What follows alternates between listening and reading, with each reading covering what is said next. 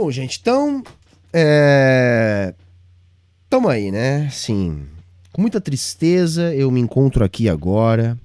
Tô aqui com a voz ainda um pouco embargada, né? Vocês podem ver pela minha aparência péssima que eu me encontro numa situação deplorável. Deplorável. Afinal de contas, perdi tudo. Me encontro neste exato momento passando grande dificuldade, morando de aluguel. A Gabi me deixou, né? Levou tudo. Estou na ruína completa. Estou com a casa caída. Afinal de contas, Nando Moura me refutou. Nando Moura essa sábia criatura que habita a internet brasileira, enfim, me expôs a uma humilhação e que agora não me resta mais nada a não ser deletar o canal. Então, tô aqui fazendo este vídeo para me despedir de todos vocês. Afinal de contas, fui desmascarado. Nando Moura me descobriu e agora eu não tenho mais nada a acrescentar aqui. É uma lástima, mas enfim, eu devia algumas explicações para todos vocês que me acompanham aqui há tantos anos e infelizmente eu não posso fazer nada, não tenho como resistir, né? Afinal de contas, estamos aqui diante de um gênio mal compreendido, né? Vamos tratar Nando Moura como um superdotado, um gênio da raça, né? E se ele resolveu reagir à minha pessoa, ainda que um pequeno trecho, eu devo me resumir a minha insignificância e, assim, devo dizer adeus a todas e todos. Assim, vamos olhar, né, o que disse, né, o grande Nando Moura a meu respeito. Vamos aí, tá ele aí na tela, né? Como de costume, vocês já devem saber, ele não sabe, né, operar essas novas tecnologias para botar as imagens na tela, apesar de toda a sua genialidade. Então ele faz dessa maneira mais rústica, porque afinal de contas ele é um homem rústico, né? Um homem rústico, né? Assim, um homem mais bruto, né? Assim, isso também denota virilidade, né? A gente percebe, inclusive, a partir da observação do seu couro cabeludo, que agora realmente está muito cabeludo, ele não pode mais ser chamado de careca, né? De calvo, né? Ele que durante muitos anos teve esta condição, mas agora não, vocês reparem bem ali que tem bastante cabelo ali, né? E além do que ele é um homem imbrochável, incorneável, né? Incorneável, né? Então assim, nós devemos muito respeito, né, ao Anão de Embu, né? Essa joia rara do YouTube brasileiro. Vamos lá. Vem resolver imediatamente. Quem te viu, quem te vê. Nós temos também... Olha aí, nós temos também. Agora vai, hein? O que ele vai dizer de mim? Como cereja do bolo. Cereja do bolo. Gostei, gostei. Obrigado, Nando Moura. Vídeo de hoje. Que honra, hein, Nando Moura? Que honra. Podia ter botado meu nome no título ali, né? Não, mas esse você não faz, né, Nando Moura? Não tem importância, a gente faz pra você, tá bom? Vamos lá. Lembre-se que a gente quer ver certo. Esse trecho circulou lá no esgoto do Twitter, né? No esgoto do Twitter eu levei numa boa, porque se em 4 horas de entrevista o que eles acharam foi isso aí, tá sussa. Mas vamos ver o que o Nando Moura falou do trecho. Depois a gente conversa. De tanto cinismo, de tanta farsa, de tanta cornidão mansa, a música, pelo menos, não te deixará padecer em solidão, tá bom? Desculpa, galera, assim, qual o problema dele com a guampa, hein? Qual será o problema do Nando Moura com a guampa? Será que ele tem uma guampa mal resolvida, é isso? Será? Vamos lá, olha só. Aqui no Vilela, e aí o Vilela chamou lá o comunistão. Presta atenção. Então por isso que eu digo, vai definhar. Se tudo que a gente quer der certo, vai começar a se tornar obsoleto. Mas como que é não ter propriedade? Veja, não é que a gente não possa ter bens de uso pessoal. O que Isso aí, assim, né? Depois de eu já ter falado 3 horas isso aí. Mas vamos lá, até aí tá tudo normal. Vamos lá. Mas eu deixei na reta pra galera falar mal, mas não tem problema, né? desaparece são os meios de produção privados. Você vai Não, mas ter. você falou da propriedade. Você moraria onde? Não, a sua casa você vai ter. Sua mas família. mas é minha? Sim, Ou é do Estado? Não, Ou é não do- tem Estado, não tem É, Estado. então, isso- Ela é sua, é sua.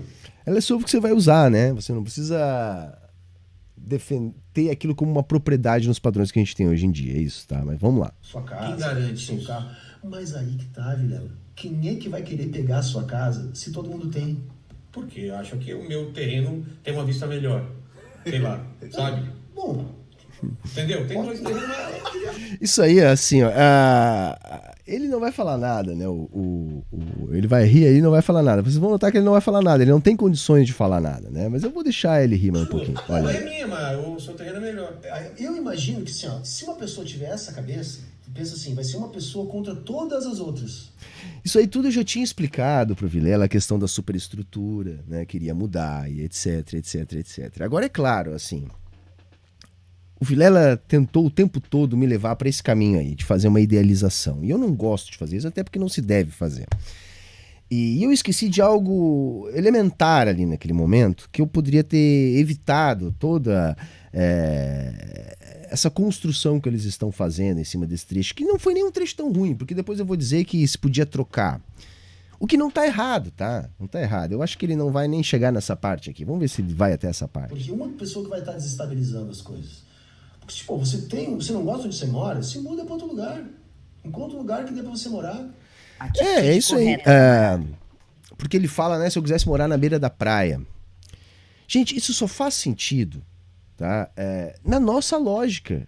Na lógica pautada pelo capitalismo. Onde a valoração, onde há determinados status que estão em jogo a partir da localização de onde você mora, que tipo de vista você tem. Nós temos que pensar que no comunismo, que é o que eu tentava ali vislumbrar, e é muito difícil fazer isso, tá? Uma coisa é você vislumbrar socialismo, que é uma etapa de transição. Outra coisa é você vislumbrar comunismo. E eu expliquei em outros momentos da mesma entrevista, eu acho que mais exitosamente, a questão da infraestrutura social, ou seja, aquilo que diz respeito às relações sociais de trabalho, pautam a superestrutura, ou seja, o conjunto ético, moral, cultural, que organiza a sociedade também. Hoje, a nossa superestrutura deriva de relações sociais de trabalho baseadas na propriedade privada, que determinam determinados níveis de status sociais a partir daquilo que você tem ou deixa de ter. Tudo isso desaparece se nós fundarmos uma nova humanidade a partir de novas relações sociais de trabalho. Tudo isso eu expliquei muito bem no podcast lá com o Vilela. Quando eu falei da transição do homem feudal para o homem do capitalismo, quando eu falei da transformação das relações de produção produzindo uma nova intelectualidade, uma nova estrutura cultural. E a mesma coisa que a gente deve vislumbrar, que deve acontecer a partir do momento que nós não tivermos mais relações privadas de produção. Nesse sentido, é que eu tinha que ter pensado para elaborar a resposta. Mas aí fica uma dica aqui para vocês também, tá, galera? Todo mundo que produz conteúdo, que consome conteúdo. Primeiro, todos nós somos falíveis. Eu estava ali numa conversa que eu estava tentando convencer o Vilela, e naquela altura eu já estava bem relaxado. Não dá nem para dizer que eu estava nervoso, porque não seria verdade eu dizer isso. Mas eu nem acho que foi de propósito do Vilela. Eu vou jogar uma casca de banana aqui para ferrar com ele.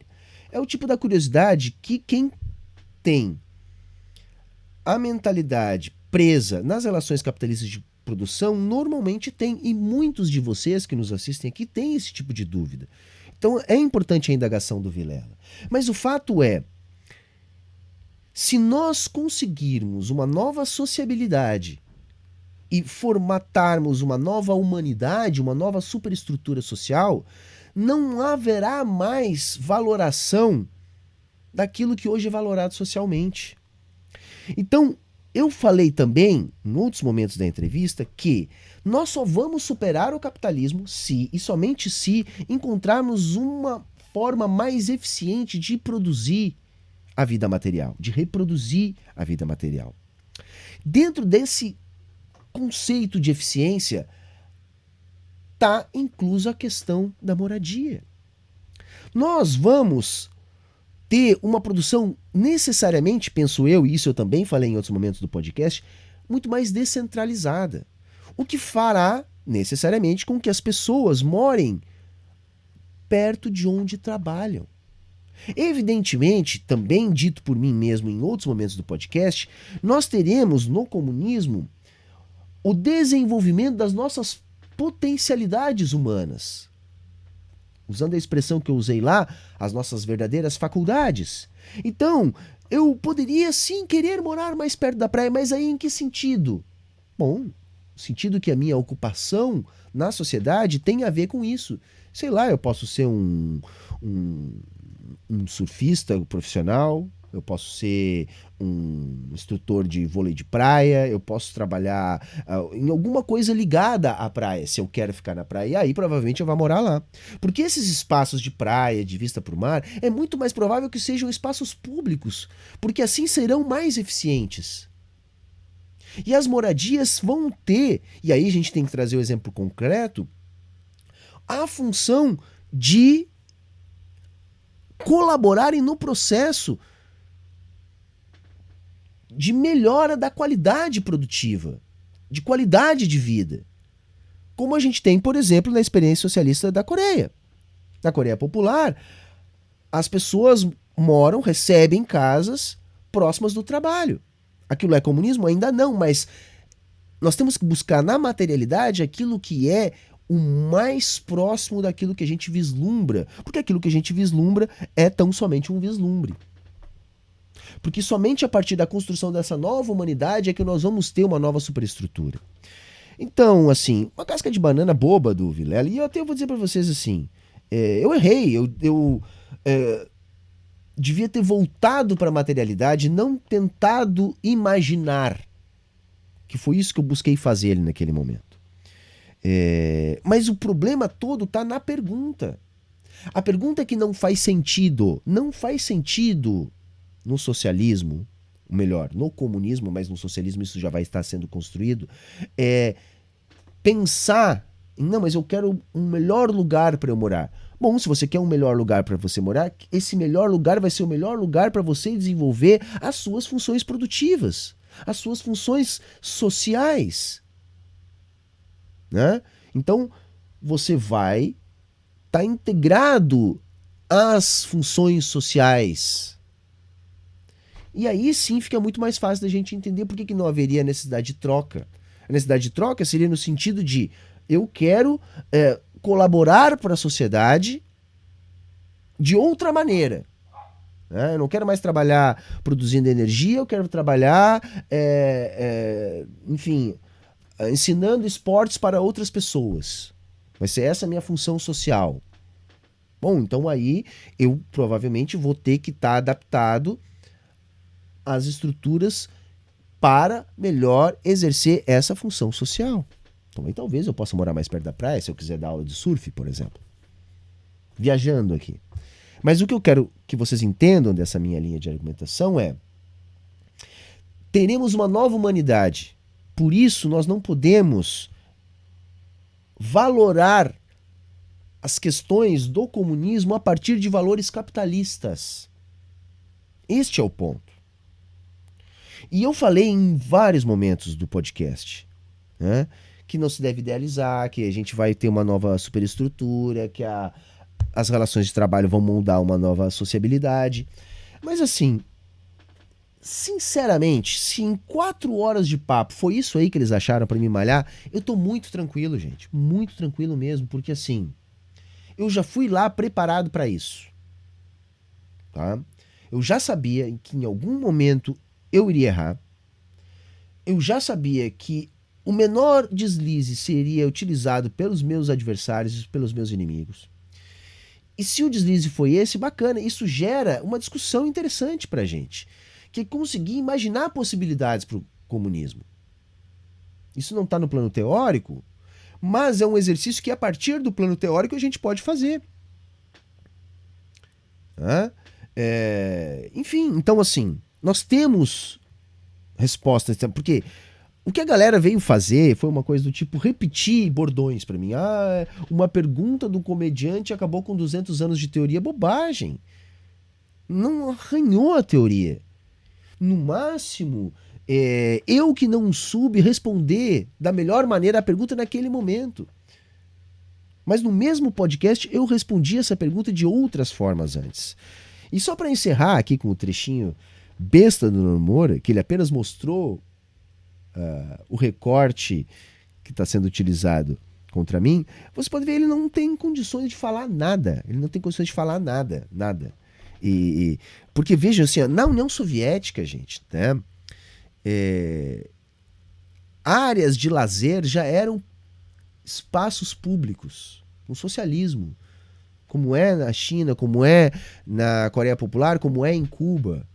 Então, esses espaços, a vista para o mar, a praia, a serra, a orla da lagoa, esses espaços são privatizados no capitalismo. Porque eles existem para ser mercantilizados.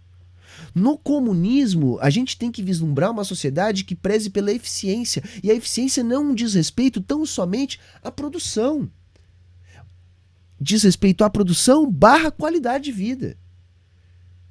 Por isso a gente vai poder trabalhar muito menos em questões diretamente ligadas à produção de energia e alimento, por exemplo, né, a destinação dos nossos resíduos, e muito mais em questões muito mais libertadoras das faculdades humanas. Então, esportes, literatura, arte, de toda sorte, né, desenvolvimento de tecnologias, pesquisa científica. Essas são aquelas que eu chamo de verdadeiras faculdades humanas. E nós vamos ter uma função social de modo a colaborar com a nossa produção para que nós tenhamos acesso aos bens básicos para sobreviver, para a reprodução da vida material, e para isso nós temos a tecnologia para nos auxiliar, e no mais nós vamos poder nos desenvolver neste sentido. Foi isso que eu tentei demonstrar lá no meu papo com o Vilela. Então não faz o menor sentido a pergunta do Vilela. Eu tinha que ter respondido nos termos que eu estou respondendo agora. Mas eu também não fico me martirizando, por quê? Porque nós somos humanos, gente. Nós não somos robôs aqui. Nenhum influenciador é infalível. Agora, o que eu quero que vocês prestem atenção é quem de nós está sendo honesto, está sendo sincero. Quem de nós está tentando colaborar com a causa dentro das suas potencialidades, dentro das suas possibilidades, né? Então, por isso que eu não tenho problema nenhum. Eu lidei com isso com naturalidade. Aliás, assim, comentei em live, deixei uma nota na comunidade do canal e vou deixar esse videozinho aqui lá para vocês, tá? Porque eu vou soltar aqui o final e vocês vão ver que o Nando Moura sequer se dignou a elaborar um único argumento, né? Certo? Por medo da minha reação. Aliás, eu falei lá no Vilela que eu debateria com o Nando Moura. Tá aqui o desafio, né? Você não é tão bonzão, Nando Moura. Então, vamos lá, o Vilela nos receberá lá. Vamos fazer ali 3 ou 4 horinhas de trocação, hein? Sem constituir amizade. O que você acha? Pode ser amanhã? Por mim pode ser amanhã, a hora que você quiser. Mas você não vai, né? Eu sei que você não vai. Pede uma troca. O cara não quer trocar, de repente, divulgar comigo. Eu não sei como é que seria. É isso, entendeu? Mas tudo bem, podem rir, é isso aí, né? Olha que coisa horrorosa. Agora eu tô morando de aluguel. Fui refogado pelo silêncio do Nando Moura, olha aí. Falar pra você, caralho. Olha aí, fala. Fuja de qualquer ismo. Bolsonarismo, lulismo. Bolsonarismo que o senhor Nando Moura ajudou a construir e ainda fomenta. Se não mais na figura do Bolsonaro, mas na figura do fascismo, que é o que essa figura nefasta representa, né? É isso. Então, assim, eu queria aproveitar esse pequeno trecho do Nando Moura para colocar essas questões assim. Então errei, tá? Assumo ali, corri o risco. Acho que quando a gente vai para esse tipo de podcast, a gente corre esse tipo de risco. Eu tentei ser o mais leve possível lá no debate, no sentido de que eu imaginava estar falando para pessoas que não eram da nossa bolha. Então, o meu foco era em descomplicar as coisas. Tive uma conversa o mais espontânea possível, porque esse era o meu objetivo. Agora errei neste ponto, e não foi só neste ponto não. Com certeza em outros. Mas acho que o saldo foi muito positivo. Eu avaliei os comentários, tanto nos cortes lá do Vilela, quanto no vídeo principal do Vilela, quanto os cortes que vão saindo. E eu posso dizer com bastante segurança que mais de 90% dos comentários são positivos. Talvez a exceção tenha sido o Twitter. Mas eu já deixei de dar bola pro Twitter há um bom tempo e acho que tenho razão. Agora sim, esse trecho aí, eu estava construindo uma idealização e não me apercebi do mais óbvio, do mais elementar, né? Que eu tinha inclusive falado 1 hora antes ali, no mesmo podcast. Né? Para quem duvida é só lá olhar quando eu falo de superestrutura. Mas a resposta seria bastante mais simples. É essa que eu tentei deixar aqui evidente para vocês. Nós não podemos pensar o mundo comunista pelas lentes do capitalismo, né? Da superestrutura capitalista de produção. Porque se nós temos que construir um mundo mais eficiente, toda a vida vai ser pautada por essa eficiência. Não só produtiva, mas como social. Isso significa que a gente vai morar onde é melhor, em todos os sentidos, mais próximo, mais eficiente, e vai ter a ver. E esses locais, hoje valorizados no capitalismo, não tem por que ter valor no comunismo, né? Uma vez que se for área de interesse comum, comum será. E se não for área de interesse comum, nossas moradias serão pautadas pela nossa função na sociedade. Acho que aí está bastante bem explicado para que não reste dúvidas. E se vocês quiserem um exemplo concreto, está aí a Coreia Popular, que já pratica isso. Em Cuba também existem coisas do gênero, na União Soviética também existiu coisas do gênero, e é nesse sentido que a gente imagina que devem se desenvolver as sociedades numa transição para o comunismo. Embora nós não tenhamos como saber exatamente, porque isso vai depender do movimento do real que nos conduzirá até lá.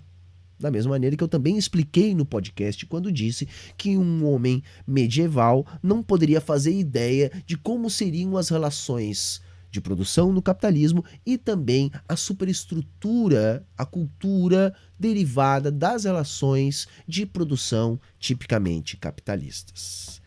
Beleza, gente? Bom, esse era o recado de hoje, tá ok?